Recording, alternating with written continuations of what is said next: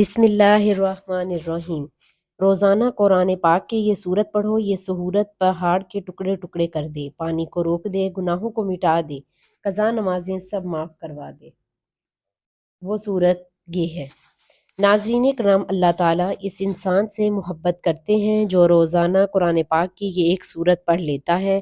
اس کے وارے نیارے ہو جاتے ہیں، مخلوق میں اس کا سکہ چلتا ہے، لوگ اس کی باتوں کو اہمیت دینے لگتے ہیں، اس کے ہاں میں ہاں اور نہ میں سب کی نہ ہوتی ہے، اور ایسا شخص اس دنیا میں بھی شہنشاہوں جیسی زندگی گزارتا ہے اور آخرت میں بھی اس کا ٹھکانہ جنت ہے۔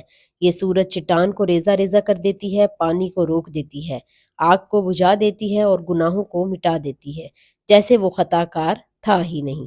جو اللہ رب العزت اور نبی کریم صلی اللہ علیہ وآلہ وسلم کا بتایا ہوا یہ ایک عمل کر لیتا ہے، اس ویڈیو میں آپ کو بتائیں گے کہ وہ کون سی صورت ہے جسے روزانہ پڑھنے سے اللہ سبحانہ وتعالیٰ اپنے اس بندے سے خوش ہو جاتے ہیں، اور وہ کون سا عمل ہے جس کو کرنے سے انسان دنیا اور آخرت میں امیر و کبیر اور مال و دولت سے مالا مال ہو جاتا ہے۔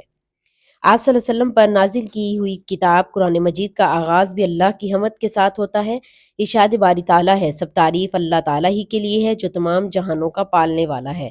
آپ صلی اللہ علیہ وآلہ وسلم نے شکر کی ایک اور نہایت خوبصورت قسم بنائی، اور وہ ہے اللہ تعالیٰ کی نعمتوں کا اظہار اور اس کا تذکرہ کرنا، جیسا کہ اللہ تعالیٰ نے فرمایا، اور آپ اپنے رب کی نعمتوں کو بیان کرتے رہیں۔ نبی کریم صلی اللہ علیہ وسلم نے ایک شخص کو دیکھا جس نے بوسیدہ کپڑے پہن رکھے تھے۔ آپ صلی اللہ علیہ وآلہ وسلم نے اس سے پوچھا، کیا تیرے پاس مال ہے؟ اس نے کہا ہاں۔ آپ صلی اللہ علیہ وسلم نے فرمایا، جب اللہ تعالیٰ تجھے مال دے تو پھر اس کی نعمت اور کرم کا اثر بھی تجھ پر دکھائی دینا چاہیے۔ آپ صلی اللہ علیہ وآلہ وسلم نے فرمایا، بلا شبہ اللہ عز و جل سب پسند کرتا ہے کہ وہ اپنی نعمت کا اثر اپنے بندے پر دیکھے۔ ان احادیث میں نبی کریم صلی اللہ علیہ وسلم نے اپنی امت کو شکر کا یہ طریقہ سکھایا کہ اللہ کی نعمتوں کا اعتراف کیا جائے، ان کا اظہار کیا جائے اور زبان سے انعام کرنے والے کی ثنا کی جائے۔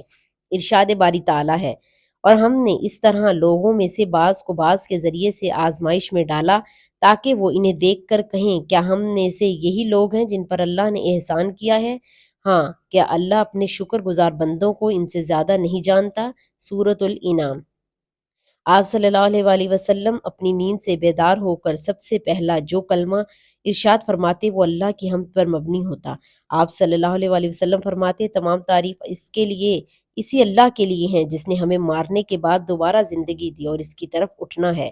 آپ صلی اللہ علیہ وآلہ وسلم بے حال کر دینے والی تھکاوٹ کے بعد آرام و نیند آنے پر بھی اپنے رب کی حمد و بیان کرتے، اور اس بات پر بھی اس کی تعریف و ثنا کرتے کہ اس نے روح کو لوٹایا تاکہ وہ آپ خوبصورت دن اور امید و عمل سے بھرپور زندگی کا استقبال کریں۔ نیز اس صبح کی نعمت پر اپنے رب کی حمد کرتے جس نے پوری شان و شوکت سے کائنات کو ڈھانپا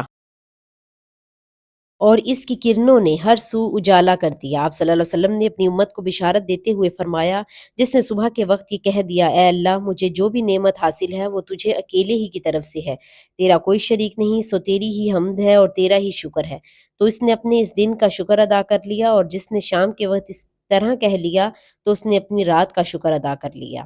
اللہ تعالیٰ ہر مسلمان کو اس کی نعمتوں کا شکر ادا کرنے کی توفیق دے، جو کچھ اس نے عطا کیا ہر حال میں اس پر خوش رہنے کی توفیق بھی دے۔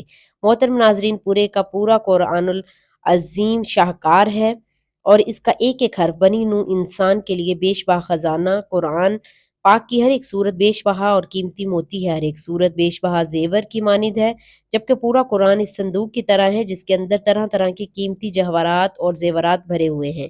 ان قیمتی جواہرات سے وہی لوگ مستفید ہوتے ہیں جو ہر روز قرآن شریف کو کھولتے ہیں اور اس کی تلاوت کا شرف حاصل کرتے ہیں۔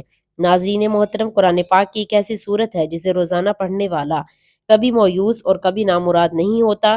دنیا جہاں کی دولتیں ایسے انسان پر عاشق ہو جاتی ہیں جو روز یہ سورہ مبارکہ پڑھتا ہے یا ایسے کام کرتا ہے جو رکاوٹیں اور بندشوں کا شکار ہوتی ہیں، ایسے انسان کو کبھی مال و دولت کی کمی نہیں ہوتی۔ جو ہر روز نماز کے بعد یہ سورہ مبارکہ پڑھتا ہے، جان لیجئے کہ وہ عظیم الشان سورہ مبارکہ سورہ فلق ہے۔ کتنا ہی بڑا دشوار کام اور کتنی ہی بڑی رکاوٹ اور کتنے ہی حالات خراب ہوں، کتنی ہی بندشیں ہوں جو آپ کی زندگی کو تباہ و برباد کر چکی ہوں، اللہ کی قدرت سے، اللہ کی عطا سے اور اللہ کی نعمت سے، اللہ کی رحمت اور نوازشوں سے کبھی نا امید اور مایوس مت ہونا۔ روزانہ سورہ فلق کو ہر نماز کے بعد صرف 7 مرتبہ اس طریقے سے پڑھنا کہ سب سے پہلے نماز ادا کریں، اس کے بعد ایک بار آیت الکرسی پڑھنی ہے، آیت الکرسی پڑھنے کے بعد درود پاک پڑھ لیں، درود پاک صلی اللہ علیہ وآلہ وسلم پڑھ لیں، صلی اللہ علیہ محمد پڑھ لیں یا درود ابراہیمی پڑھ لیں۔ درود ابراہیمی کی فضیلت زیادہ ہے، اسی لیے ثواب کے طور پر ایک مرتبہ میرے ساتھ بھی پڑھ لیں۔ اللہم صلی علی محمد وعلی آل محمد کما صلیت علی ابراہیم وعلی آل ابراہیم انک حمید مجید۔ اللہم بارک علی محمد وعلی آل محمد کما بارکت علی ابراہیم وعلی آل ابراہیم انک حمید مجید۔ 3، 5 یا 7 مرتبہ درود پاک پڑھنے کے بعد آپ نے تعوذ اور تسمیہ یعنی اعوذ باللہ من الشیطان الرجیم اور بسم اللہ الرحمن الرحیم پڑھ کر، ساتھ ہی بڑا مقصد ہو، کیسی ہی بڑی حاجت ہو اور اس کی نیت خلوص دل سے کرنے کے بعد آپ نے 7 بار سورہ فلق کی تلاوت کرنی ہے۔ سورہ فلق یہ وہ سورت ہے جو چٹان کو ریزہ ریزہ کر دے، پانی کو روک دے، آگ کو بجھا دے اور گناہوں کو مٹا دے جیسے وہ خطا کار تھا ہی نہیں۔ سورہ فلق پڑھنے سے گناہ معاف ہوتے ہیں۔ ایک بار سورہ فلق سماعت فرمائیں۔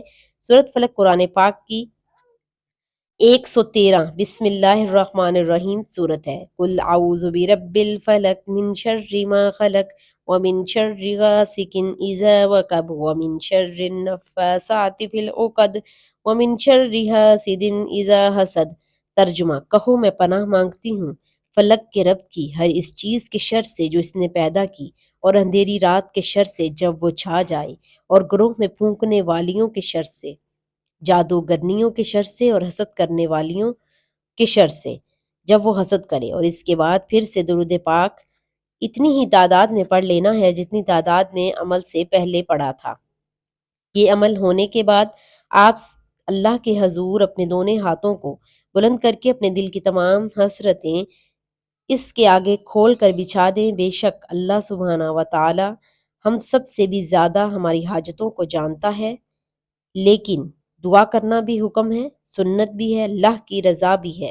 کہتے ہیں کہ اللہ دعا کی توفیق انہی لوگوں کو بخشتا ہے جنہیں وہ ان کی منہ مانگی مراد عطا فرمانا چاہتا ہو، ورنہ ہر کسی کو اللہ اپنے سامنے ہاتھ اٹھانے کی توفیق بھی نہیں دیتا۔ لہٰذا نہایت خشوع و خضوع کے ساتھ اللہ کی بارگاہ میں دعا اور التجا کرنے کا اپنا معمول بنا لیجئے، کسی بھی قسم کے سامنے ہاتھ نہیں پھیلانا پڑے گا۔ ناظرین، دعا ہے کہ اللہ بہتر عمل کرنے کی توفیق عطا فرمائے، آمین یا رب العالمین۔ ناظرین، ویڈیو اچھی لگی ہو تو ویڈیو کو لائک کریں، شیئر کریں، چینل کو سبسکرائب کریں اور کمنٹ باکس میں اللہ تعالیٰ کے 99 ناموں میں سے ایک نام ضرور ٹائپ کریں۔ جزاک اللہ خیر۔